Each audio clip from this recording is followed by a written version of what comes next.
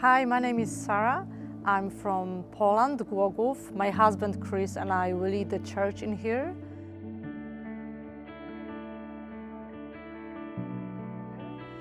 We spent a number of years in Edinburgh, in church over there. And what really impacted me was their heart for the poor, for the underprivileged. I was touched by how they react to people's need, how they provide food for the poor, how they care for disabled, for elders. And when we moved to Poland, that was one of the values that we really wanted to carry on and to put in practice. We opened a charity organization here in church, and we started providing food, warm food every day to underprivileged, excluded older people. We worked with social services who asked us and gave us people that were on a waiting list for food provision. So when the Russian invaded Ukraine last year in January, I think it was, our church and other churches in Poland, we knew that we just have to react to it and respond to that and open our churches and our houses to people in need fleeing the war. We took up an offering in our church. We started converting downstairs room, our kids service, kids church rooms for people who are fleeing the war. We bought stuff, bought toiletries, bought clothes, beds. But you know, the money ended really quickly. And one of the things that really grasped my heart, that before we asked Go Global for help, like churches reached to us, churches from Go Global reached to us, and just provided money, help, financial support, spiritual support, and we could carry on with helping people from Ukraine. And we had to, because some people fled the war with cars full of clothes, but some people came just as they were. So they only had nappies for children and then a spare jumper in their bag, and we had to provide everything for them. So we had the privilege of providing shelter for about 7 families. That was about 30 people. Some of them left Poland by now. They moved back to Ukraine, but some of them are still here.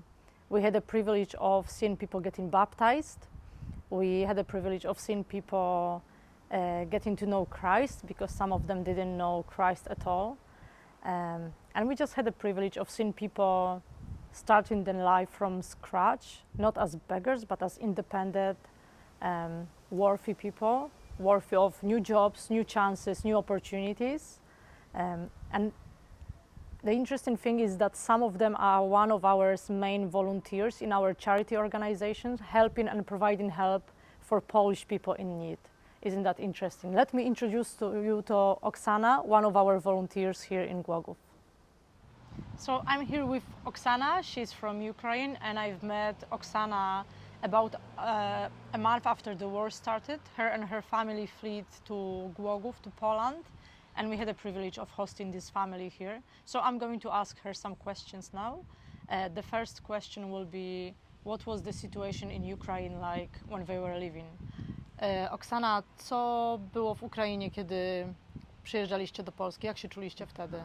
Straszyliśmy, bo jechali w niewiadomo kudy. Nie wiem, co robić było. We were scared because we didn't know where we were going and we didn't know what will happen.